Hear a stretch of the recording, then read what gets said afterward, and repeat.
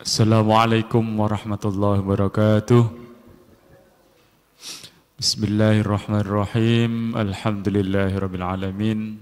Wassalatu wassalamu ala asrofil anbiya wal mursalin Sayyidina wa maulana Muhammadin wa ala alihi washabihi ajma'in. Pertama, puji syukur kehadirat Allah Subhanahu wa taala. Pada kesempatan hari ini, malam hari ini, kita masih bisa hadir dalam kegiatan ngaji filsafat pada seri bulan Agustus. Yang kedua, salawat salam tercurah limpahkan kepada junjungan kita Nabi Agung Muhammad sallallahu alaihi wasallam serta para keluarga, sahabat dan umatnya hingga akhir zaman. Untuk mengawali ngaji pada kesempatan malam hari ini, monggo kita buka bersama-sama dengan bacaan suratul Fatihah. Semoga taklim kita pada kesempatan malam hari ini dan ke depan senantiasa menurunkan ilmu Allah kepada kita semua. Al-Fatihah. A'udzubillahi minasyaitonirrajim. Bismillahirrahmanirrahim. Alhamdulillahirabbil alamin arrahmanir rahim maliki yaumiddin.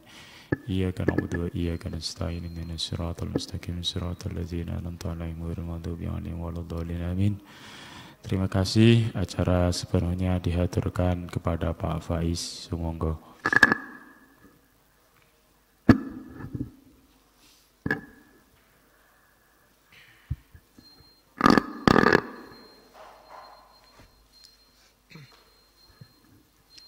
Oke, bismillah. Assalamualaikum warahmatullahi wabarakatuh. Bismillahirrahmanirrahim. Alhamdulillah. Nahmaduhu wa nasta'inuhu wa nastaghfiruh. Wa na'udzu billahi min syururi anfusina wa min sayyiati a'malina. May yahdihillahu fala mudilla lahu wa may yudlilhu fala hadiyalah. Allahumma shalli wa sallim wa barik ala habibina wa syafi'ina sayyidina wa maulana Muhammadin wa ala alihi wa ashabihi wa ala manittaba'al huda ila yaumil qiyamah. Amma ba'du. Bismillah. Mari kita lanjutkan ngaji kita. Malam ini kita masuk ke episode yang baru. Seperti janji saya minggu lalu, bulan ini kita akan masuk ke tema keindonesiaan.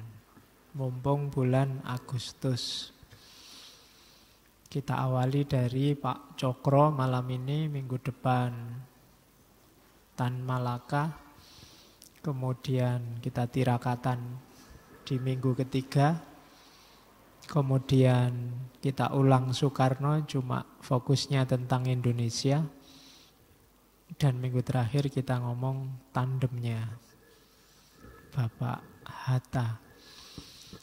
Oke, ini sudah ngaji sesi ke 100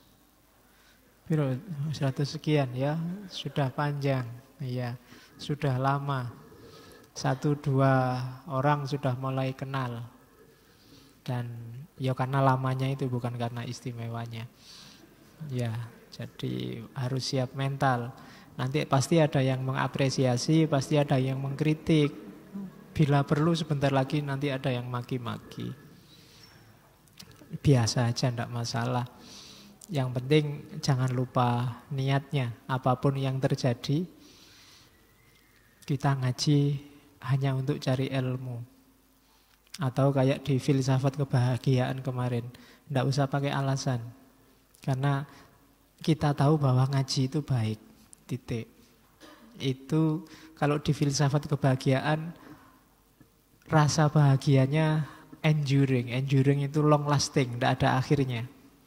Tapi kalau pakai alasan, ketika alasannya hilang, ya ngajinya enggak jalan. Tidak membahagiakan lagi. Jadi tidak usah pakai alasan, pokoknya ngaji itu baik. Kalau di filsafat kebahagiaan kemarin itu kan level paling rendah alasan kebahagiaan itu enak dan tidak enak. Kalau alasannya ngaji itu enak atau tidak enak, ya enaknya nggak tahan lama, bahagianya nggak tahan lama. Begitu keenakannya hilang, kita nggak bahagia lagi. Kalau enaknya gara-gara kopi yang nyeduh siapa, begitu yang nyeduh itu nggak nyeduh lagi, ganti orang, sudah nggak enak. Ngaji juga begitu. Mungkin kapan-kapan saya berhalangan ada penggantinya, jadinya nggak enak lagi karena kalian tergantung enak dan tidak enak. Itu level paling bawah. Pacaran juga begitu. Kalau enak dan tidak enak itu mesti sebentar. Apalagi suami istri. Kalau dasarnya hanya enak dan tidak enak, tidak akan tahan lama. Ada naik kelas sedikit, achievement. Achievement itu pencapaian. Kamu punya target. Pak, saya targetnya menguasai filsafat Islam. Itu target namanya. Ini lebih lama dibandingkan enak dan tidak enak tadi bahagianya. Cuma ya tetap tidak panjang. Karena begitu targetnya tercapai, selesai sudah. Bahagianya hilang. Ganti dengan target baru, keinginan baru. Karena manusia itu kan tidak ada habisnya. Begitu juara champion, tidak ada 1 bulan sudah mikir season yang akan datang. Senengnya tadi sudah hilang. Padahal itu pencapaian. Tapi ya sudah selesai. Lulus cum laude itu enaknya sampai wisuda. Setelah wisuda mau ngapain ya? Ganti cerita, sudah hilang, achievement. Jadi bahagianya lebih panjang daripada enak dan tidak enak, tapi juga terbatas. Di atas itu contribution itu manfaatnya. Ngaji ini ternyata bermanfaat bagi orang lain atau bagi banyak orang. Itu lebih panjang rasa bahagianya dibandingkan sekedar achievement. Tapi juga ada batasnya. Kontribusi kan juga ada batasnya. Yang paling tinggi itu yang tadi, kalau bahasa filsafat kebahagiaan kemarin, ultimate good. Kebaikan yang puncak. Jadi kalau pingin bahagianya ngaji itu lama, tidak usah nyari alasan. Jadi sudah, kenapa kok kamu ikut-ikutan ngaji tiap malam Kamis? Ya karena menurutku ngaji itu baik, titik. Selesai sudah, kamu ndak ada anunya, sudah ndak ada yang bisa bikin kamu koma atau titik, ya pokoknya baik, tak jalanin aja. Nah itu lebih enduring, lebih tahan lama. Kalau dalam agama itu namanya ikhlas, ndak pamrih apa-apa kok. Kenapa kamu puasa? Bukan karena puasa itu sehat, bukan karena puasa itu bikin kita semakin jernih pun enggak. Ya karena puasa itu baik. Yang nyuruh Allah yang maha baik, pasti ya baik. Selesai. Tidak panjang lebar, tapi lebih tahan lama. Oke. Nah, itu untuk menyikapi ngaji ya. Mungkin ada yang tanya 1-2 orang, kenapa kok diadakan ngaji filsafat? Jawabannya simpel. Karena menurut saya ngaji itu baik. Selesai. Gak ada kan orang yang berani bilang ngaji itu jelek, ngaji itu baik, dan ilmu itu pasti penting. Tidak ada yang orang berani bilang ilmu itu tidak penting. Oke, tapi filsafat kan bikin sesat. Ah itu tergantung. Ya kan? Agama juga bisa loh menyesatkan orang. Bikin orang jadi jahat. Nah, jawabannya tetap tergantung. Filsafat juga begitu. Filsafat bisa melahirkan orang ateis yang benci agama, anti Tuhan, tapi banyak juga melahirkan orang-orang religius yang sangat jatuh cinta pada Tuhan dan agama. Jawabannya tergantung, panjang. Kalau ingin tahu jelasnya, ya ngajilah filsafat. Kan gitu. Jadi jawabannya simpel-simpel, biar nggak ada debat. Karena debat itu biasanya mentalitas kita ketika ada debat, solusinya tidak ketemu, hasil akhirnya ya cuma menegaskan bahwa kita berbeda. Cuma itu aja. Syukur-syukur nggak jadi musuh, biasanya malah jadi musuh. Oke, bismillah. Bulan ini kita ketemu sama orang-orang yang mencintai Indonesia. Sejak awal, bahkan sebelum Indonesia lahir. Jadi orang-orang yang cinta itu kan orang-orang yang berani berkorban, mau berkorban untuk Indonesia. Meskipun Indonesianya belum wujud, masih sedang digodok. Itu kan luar biasa. Belum ada wujudnya sudah dicintai sedemikian rupa. Jarang orang bisa begitu. Nyari alasannya, kalau tadi pakai alasan itu lebih susah dibandingkan hari ini. Kamu hari ini mencintai Indonesia kan lebih simpel, karena barangnya ada, wujudnya ada. Kalau dulu itu masih belum ada, orang masih meraba-raba. Harusnya seperti apa. Itu jatuh cinta. Kayak kamu jatuh cinta sama lawan jenis, padahal kamu tidak pernah ketemu. Hanya diceritai saja, hanya kira-kira saja, itu sudah jatuh cinta. Itu kan beda rasanya dengan orangnya ada. Tiap hari kamu ketemu. Orang-orang kayak Pak Cokro ini, saya sebutnya Pak Cokro, karena beliau gayanya egaliter. Meskipun bangsawan, harusnya lengkapnya beliau itu R, Raden, karena masih keturunannya bupati. Cuma dia tidak mau pakai gelarnya. Lahirnya dari Madiun. Ada yang bilang dari Ponorogo. Dia masih cucunya Bupati Madiun. Cokro Aminoto. Haji hanya ditulis. Haji itu kan gelar yang lebih egaliter daripada Raden. Kalau ditulis Raden itu kan kesannya, kalau zaman itu kelompok priayi bangsawan yang tidak boleh sembarangan. Jadi bangsawan, intelektual, orang pinter, Haji Umar Said Cokro Aminoto. Cuma dia lebih suka R-nya dibuang. Dan mengidentifikasi diri sebagai rakyat. Makanya tidak mau pakai, kalau di foto-fotonya kan cuma pakai belangkon, pakai sarung, kayak itu modelnya sarung. Cuma kalau orang kayak Cokro Aminoto itu pakai sarung, itu menurut saya bukan merakyat. Merakyat dalam arti dia menurunkan derajatnya di level rakyat, tapi justru sarungnya yang naik kelas. Coba kamu lihat ketika Jokowi pakai sarung, itu kan kamu memahaminya bukan wah sarung Jokowi sekarang kayak rakyat, tapi kan enggak. Justru sarungnya sekarang kayak presiden. Jadi sarungnya yang naik, bukan Jokowinya yang turun. Nah itu menurut saya kasusnya dengan Cokro juga begitu. Ketika sarung dipakai Cokro, dia jadi identitas seorang intelek, identitas orang pinter, orang zaman itu. Nah itu Cokro Aminoto. Bagi saya Cokro ini guru bangsa yang sejati. Semua ideologi yang bertarung di Indonesia sampai hari ini, itu bibitnya yang menanam pertama Pak Cokro ini.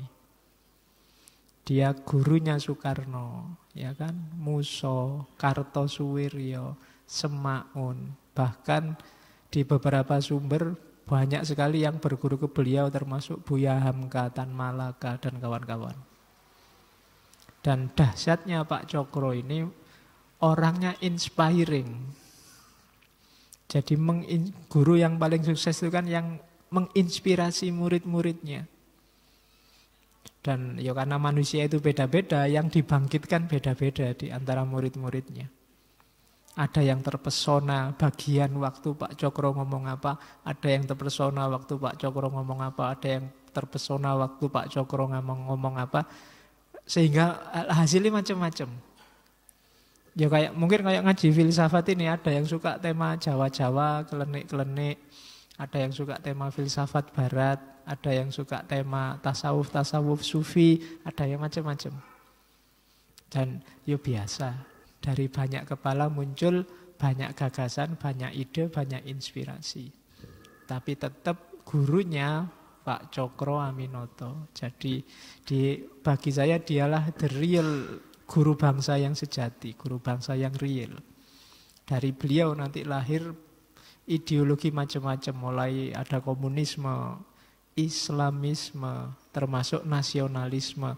Pertarungan tiga ini kan sampai hari ini masih langgeng dengan bentuknya yang berubah-ubah dan bertransformasi macam-macam. Sosialisme, nasionalisme, dan Islamisme. ada banyak gelar bagi Pak Cokro. Itu saya lihat ada 3 yang paling populer. Yang pertama dia di SI, nanti kan dia jadi ketuanya Sarekat Islam. Yang awalnya namanya Sarekat Dagang Islam, yang didirikan Kiai Samanhudi. Dan nanti Pak Cokro melanjutkan D-nya dihapus. Karena bagi Pak Cokro Aminoto D ini tidak luwes. Ketika ada SDI rasanya kok urusannya cuma bisnis sama dagang. Tidak bisa masuk kemana-mana. Padahal visinya luas. Maka dipakailah SI. Tidak pakai D lagi, Sarekat Islam. Dan nanti tahun 1912.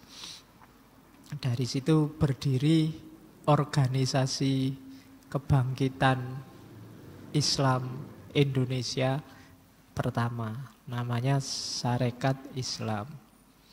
Jadi ada beberapa pihak yang mengkomplain Budi Utomo sebagai organisasi pertama. Ada yang pro, ada yang kontra. Yang kontra maunya ya bukan Budi Utomo, ya SI ini gelombang kebangkitan awal. Ya sudah, menurut saya tidak usah debat lah. Dua-duanya juga tidak masalah. Wong dua-duanya sama-sama penting, ada kontribusinya. Siapa yang lebih awal, menurut saya itu diskusi belakangan saja kalau Indonesia sudah beres.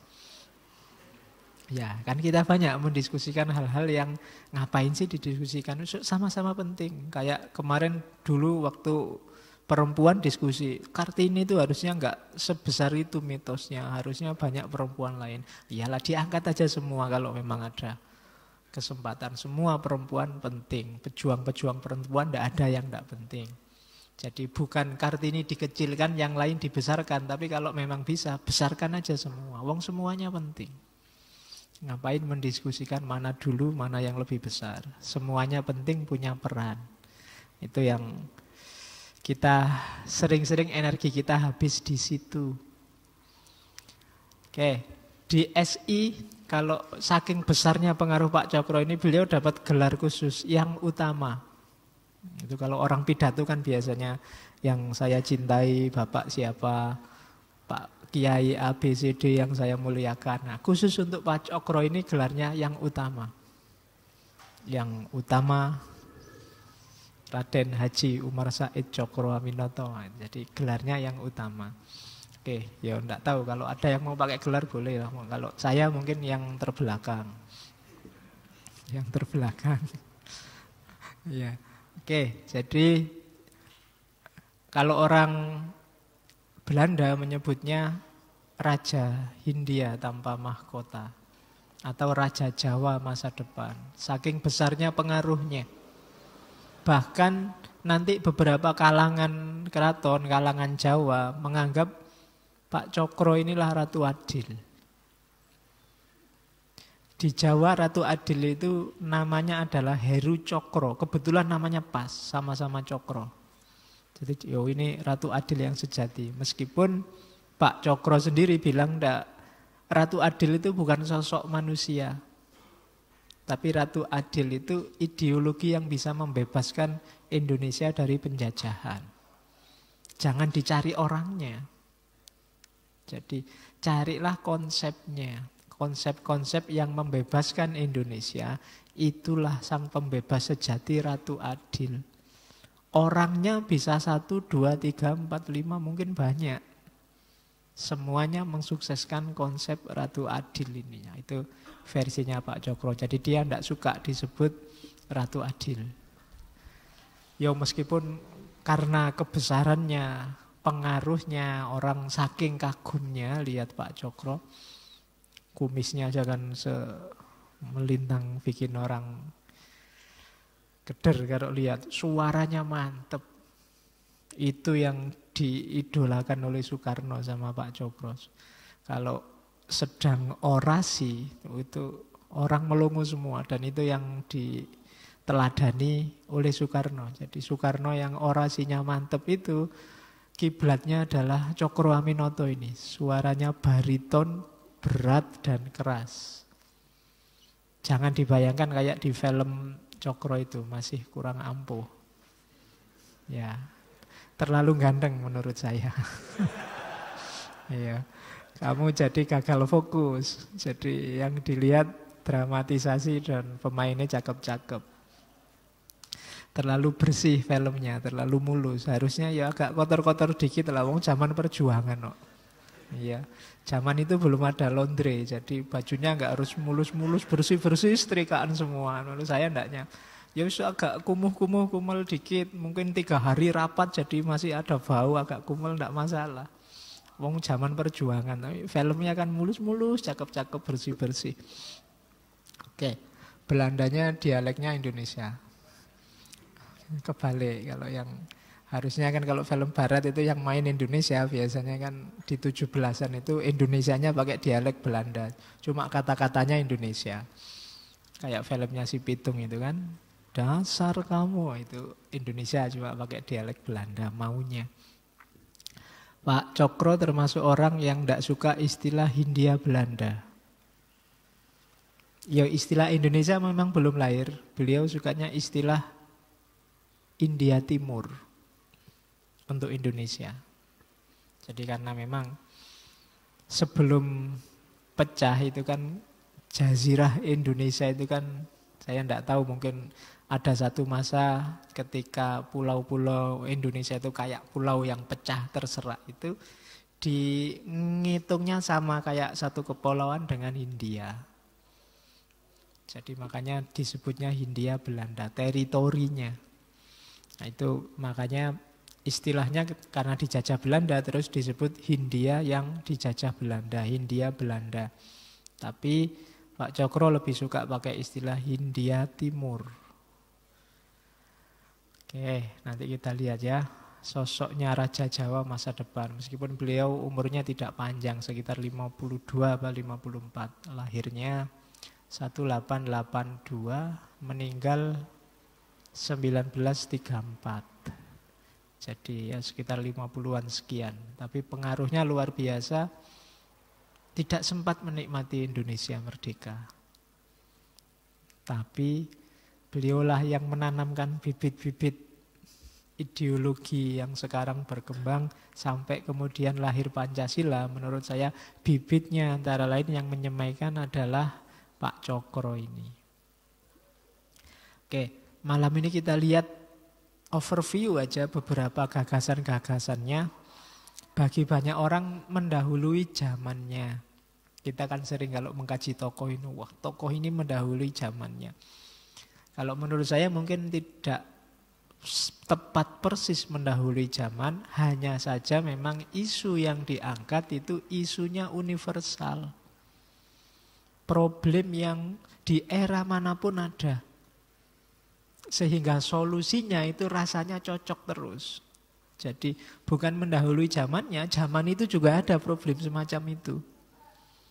Keberobrokan moral, penindasan, gitu kan tema-tema universal. Sejak zaman Fir'aun juga sudah ada semacam itu. Jadi bukan tokohnya yang mendahului zamannya, tapi memang temanya universal. Kapanpun dan dimanapun orang butuh dengan isu itu. Karena memang di setiap ruang, setiap waktu ada isu ini. Itu kalau filsafat kan masuk yang model perennialisme itu. Oke, nah Pak Cokro juga begitu. Nanti ada beberapa gagasannya yang rasanya kalau kita bawa hari ini itu pas sekali.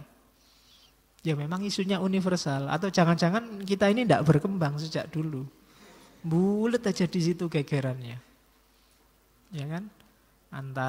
Gegeran antara kelompok nasionalis, Islamis atau kelompok sekuler, antara kelompok selalu begitu, bulat-bulat di situ.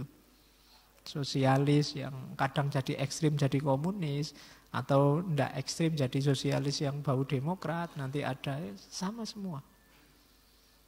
Yang sini demokrat yang pakai prinsip nasionalis, yang sini nasionalis pakai prinsip demokrat. Jadi sini namanya Nasdem, yang sini Partai Demokrat. Isinya padha wae. Buletnya di situ. Ya. Oke. Nanti kita lihat ya, apa yang ditawarkan Pak Cokro beberapa. Kalau ada yang mau ngangkat di tesis apa disertasi apa skripti, menurut saya menarik beberapa. Oke.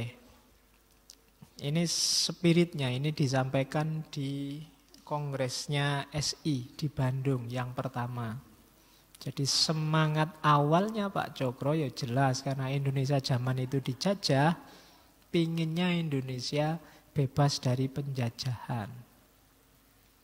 Tidaklah wajar untuk melihat Indonesia sebagai sapi perahan yang disebabkan hanya karena susu. Jadi orang berebut sapi karena hanya ngincer susunya. Kamu nggak boleh ya kalau hanya ngincer susu. Ya harus utuh. Semuanya berharga, nggak boleh kalau hanya susunya. Maksudnya apa? Hanya ngincer sumber dayanya. Peduli amat sama sapinya. Yang penting saya dapat susunya. Ini masalah. Banyak loh yang mental kita hari ini itu. Mau Indonesia kayak gimana sih peduli amat. Mau negara kita tawuran kah, rusak kah, monggo. Yang penting aku enak. Itu hanya mikir susunya. Tidak mau diajak susah untuk ngurusi negara, ngurusi bangsa. Yang penting aku enak, kelompokku nyaman, dan kita semua sejahtera. Itu berarti apa? Melihat Indonesia kayak sapi perahan yang hanya diincer susunya. Ya. Oke, saya tidak tahu kopimu itu pas apa enggak susunya. Oke, terus tidaklah pada tempatnya untuk menganggap negeri ini sebagai satu tempat di mana orang-orang datang dengan maksud mengambil hasilnya. Dan pada saat ini tidak lagi dapat dipertanggungjawabkan bahwa penduduknya adalah penduduk pribumi, tidak memiliki hak untuk berpartisipasi dalam masalah-masalah politik yang menyangkut nasibnya sendiri. Jadi keliru kan gitu. Kalau kita anggap negeri ini tempat kita nyari keuntungan, kemudian rakyat itu kita jadikan objeknya. Objek itu berarti kita memutuskan banyak hal tentang mereka, tapi mereka tidak pernah kita ajak rundingan, kita ajak dialog, kita anggap mereka mau saja. Padahal kita memutuskan sesuatu untuk kepentingan grup kita, kelompok kita. Itu semangatnya. Kalau dulu ya yang dilawan Belanda. Jadi kalau pingin aman ini ditafsirkan melawan Belanda loh ya, bukan melawan siapa-siapa. Meskipun saya bilang tadi pikirannya tetap relevan. Dipakai kapanpun dan dimanapun. Kalau memang situasinya pas. Tidak bisa lagi terjadi bahwa seseorang mengeluarkan undang-undang dan peraturan untuk kita, mengatur hidup kita tanpa partisipasi kita. Ini contohnya banyak. Banyak aturan, banyak undang-undang yang dibikin itu untuk ngatur kita. Tapi kita tidak tahu menau. Tidak pernah diajak rundingan, nggak pernah diajak ngobrol.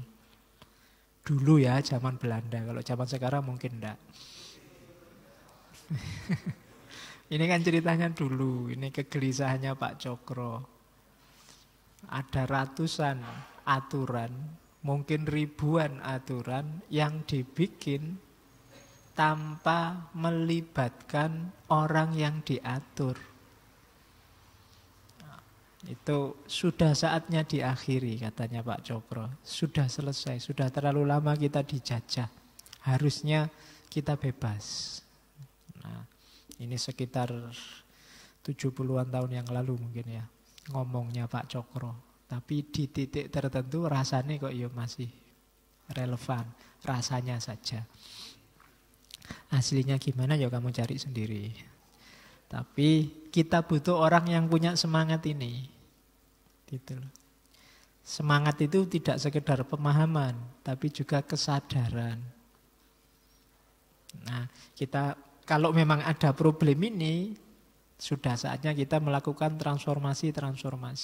Kita berjuang sesuai ruang, waktu, kapasitas, konteks hidup kita masing-masing.